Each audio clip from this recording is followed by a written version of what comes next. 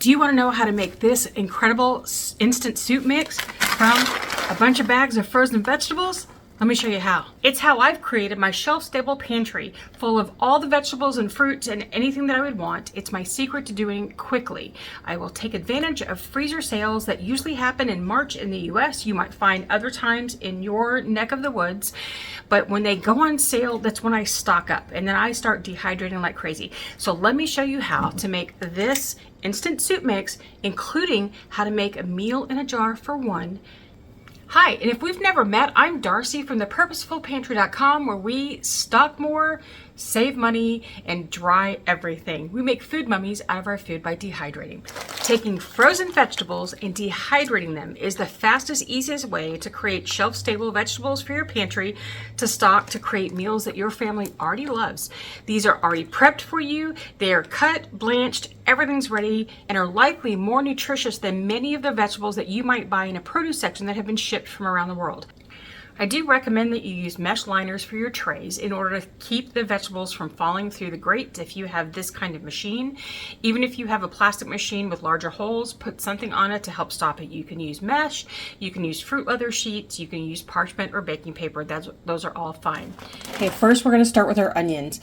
What makes onions special when doing them from frozen is they have less smell as you're dehydrating. It doesn't remove the smell, but it does reduce it. And they are already prepped. There's no chopping, there's no frying, there is nothing that is going to cause an issue for you when you're getting these ready.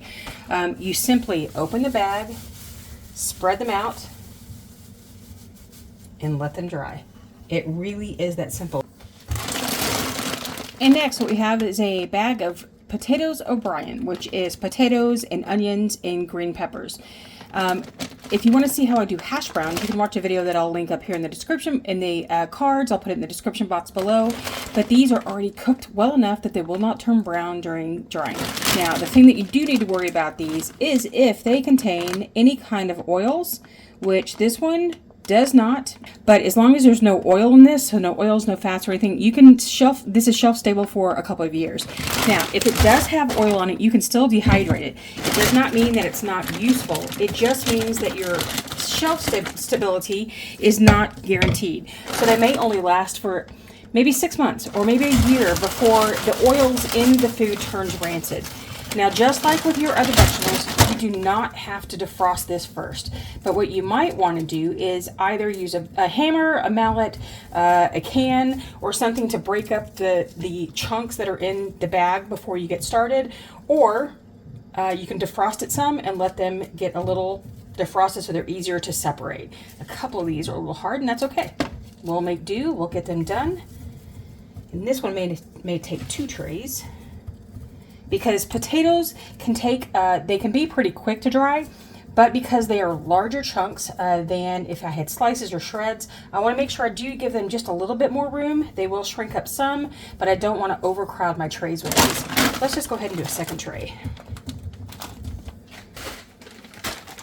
Our next tray are peppers and onion blend. Now this can be good in stir fries.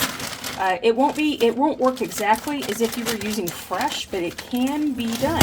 You can either put them in some water to let them rehydrate as you prepare everything else in your meal and get them soft and ready to go. Or as one of my friends, Megan, she puts it in a skillet with some hot oil and lets them rehydrate and warm in that oil. And that will get them ready to also go through the process of stir fries or adding them to the top of a pizza. But this is going to make great quick thing that you can just pull out of a jar and throw into any kind of soup or even onto a pizza if you want. Our next bag are sliced carrots. These are super easy to do because they really don't require the slicing, the shredding. They will go into a soup and add to your beef stew or maybe even any kind of like just regular vegetable soup that you want, that you don't want just the little dices.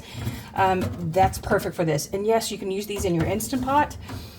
They will be fine too. Now, here's the thing again. If these had had a little more time just to thaw in the air, these would be easier to separate with no problem. But here's the trick. just put them in your dehydrator. What you can do is come back in about 2 hours and separate these that don't separate on their own and spread them out more. Save the time. Let your machine do the work for you if you weren't able to let these defrost first. They will defrost pretty quickly, and I'll show you how that works. Now for our last 2 trays is a bag of mixed vegetables. Now these are carrots, corn, green beans, peas. Yeah, that's pretty it. And these are the perfect way to throw in a handful or 2 of vegetables to put into any kind of soup that you're doing. I love making cottage pie with this because it makes everything so easy to throw together. And I will also link that up in the iCards here and down in the description box below, how I make cottage pie with dehydrated foods. And I'm telling you folks, this is so easy. It is just so incredibly easy. It is pour and dry. It takes you less, probably you could fill up your whole dehydrator in less than 5 minutes with any of these things and have food that will last years on your shelf.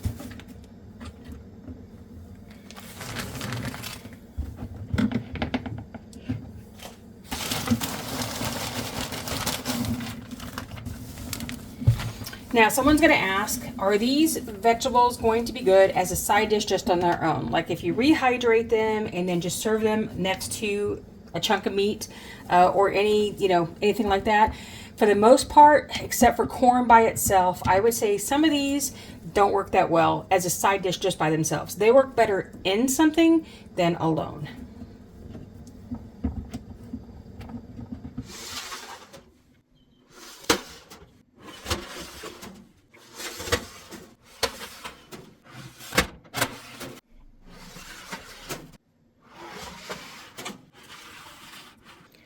Now, here we go. Vegetables at 125F, 52C. We'll start our machine. Temperature 127 is fine. The time, we're going to go ahead and just let this go at 16 hours. These generally will be done if you do it about 10 to 12 hours. That should be all it takes. So you can start this up after supper and have it ready for you the next morning when you wake up. Now, of course, the times that I give you will greatly depend upon your home, your home's humidity, the machine that you use, how powerful it is, how densely you pack your machine, and then the condition of the food that you put in there. So give the times that you see in books, on websites, or that I give you as merely a window. Your time will likely be on the outside of that window unless you live in a really dry, humid environment and have a really big machine. So just let things dry. They will dry when they're dry. Okay, these have been in the dehydrator for about 30 minutes, and I wanted to show you how already these are ready to start separating. This was that stack of carrots that were kind of frozen together. They are already thawed enough that I can now just go through and separate these quickly and spread them back out on the machine trays. It's time to see what happens next. All right, overnight, here's what we have. We have our mixed vegetables. Another rack. We have our carrots. They do shrink up a ton. But when you rehydrate them, they come back to almost what they were before. Not quite, but almost. These are the peppers and onions, already crisp, crunchy. Potatoes, the hash brown mix. These are hard, dry, clink when you drop them, ready to go. And all of our onions. Okay, let's get these stored. Okay, let's talk a little bit about storage first. The information that's out there says that you have to put an O2 absorber in everything that you dehydrate. You do not have to do anything as long as you've properly dried your food, conditioned your food, then stored it in an airtight container that's the correct size for what you have going in the container. That is all that's necessary. Yes, an O2 absorber might be good for very long-term storage that you plan on keeping this stuff for a long time, and then you put it in and you never open it again until the point you're going to use it at the end. However, the thing with dehydrated foods is that some only last for maybe a year, year and a half. Some can last for 5 years, depending on what the food is. So there's no point in putting tomatoes in a large container with an O2 absorber to have for 5 years, because the likelihood that those tomatoes are going to decrease in texture and in quality, and most importantly in nutrients, that's not necessary. Okay, it is helpful, it's not necessary. The same goes with vacuum sealing. Now, a lot of people will use a vacuum sealer like this that is a handy, use it once, keep it plugged in, and vacuum seal your stuff right now. This can be handy, and then you can vacuum seal things. Oop, and I just dropped a bunch. You can vacuum seal as much as you want, and then you open it again the next time you need it. It makes it very convenient to vacuum seal for short term as well as long term. I rarely use this just because I find that I just go through my stuff too much to worry about vacuum sealing it, because I don't dry for the apocalypse. I dry to store for the time it needs to store until I'm ready to use it again. And that could be, I usually try to keep things going within about a year and a half. So I find that vacuum sealing is not necessary. Now, if I'm going to use something, what I'm going to use is a moisture absorber, which is what this is. Now, a moisture absorber will absorb moisture. That's what its intent is. Now, this isn't meant to put into something that you think is dry enough. You pop this in and that's going to finish the job. It's not. This needs to be for putting in your jar, that you're getting in and out of your jar all the time, and you may live in a house or in an environment that's very humid, and you want to make sure that you have the humidity in your jar controlled every time you get in and out of it. Now, the next thing about storage I'm always asked is, can I put newly dehydrated things into things that I dehydrated a while ago? I have 2 rules. As long as it's been conditioned well first, and that this isn't more than 6 months old. That's not some safety thing. It's a texture and quality thing that I follow to make sure that I'm using up first what is older and then using the newer things. So this has been around for a year. I don't want to put new stuff on it because I want to go ahead and get this used. I will just start a new jar here. Now, as far as conditioning goes, you put your food in your jar and you're going to shake it once a day. And you're looking for things that clump together here or that stick to the side of the jar, that maybe you'll see it sticks to the top, that doesn't shake off easily. If it still sticks there, sometimes it's just static for really small pieces, but if it's really sticking, then you need to put this back into the dehydrator to dry some more. Now, again, I didn't condition this because I let it dry for over 24 hours to make sure it was good and dry. It didn't take that long. It only took about 13 for the whole dehydrator to dry, but I needed to do this because I can't condition this set. So here we go. We're going to add all of our onions back into our jar.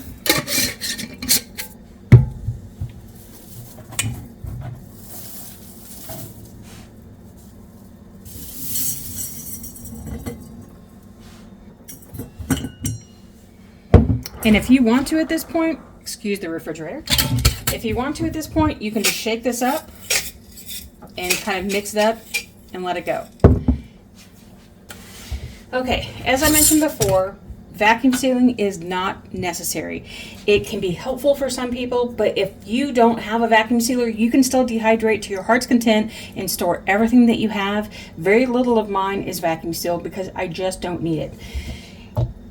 That being said, I'm going to show you how to do it. We have a wide mouth jar here, so I'm going to use a wide mouth vacuum seal attachment from Food Saver. There are some other brands on the market now.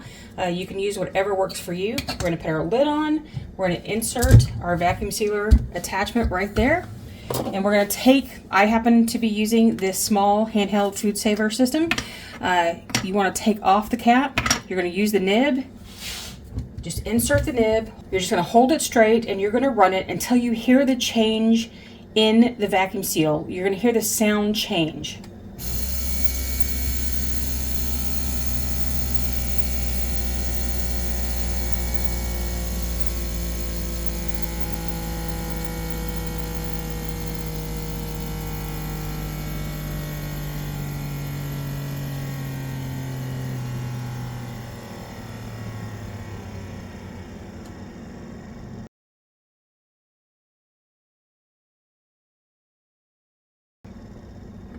And with that, my vacuum saver ran out of power, but you heard that, okay? That is the seal. That's the vacuum that it has drawn out, and your jar is vacuum sealed. Instead, I just prefer the simplicity of a moisture absorber. It will stay in there. It will last forever. It can be recharged. That's how I store. Okay, are you ready for a new use in your dehydrated food? We're going to make a small one-person meal in a jar. We're going to take our vegetables. We're going to do we have our potatoes, our carrots, our mixed vegetables, our peppers, and some onions in there. We're going to put that in first. Then we're going to put in some of our spices. So we have some chicken bouillon powdered. You can use whatever you'd like. If you don't want to add any kind of commercial bouillon like this, you can always just heat up broth at the end instead of water. That will make this work too. Then I'm going to add in a meat. You can use whatever kind of meat you want. I'm going to make this burger today because I'm trying to use up the rest of my freeze-dried burger that I've opened. Then we're going to add some of your favorite seasonings. I'll have the recipe for this down in the description box below so you can print it off. We're going to do some salt, pepper, garlic powder, onion powder, those kind of things here. Then you can add your grain. I'm using instant rice. This is dehydrated rice that I've already done. That's going to go right in here. Now, all right, let's get to making some of our soup. All right, so what we have is I whipped up a couple of these so that I would have a variety. This one I happened to put some Israeli couscous in, which is just a large couscous, but you can use whatever.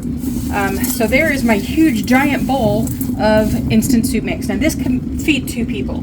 What I'm going to do is put in my hot boiling water.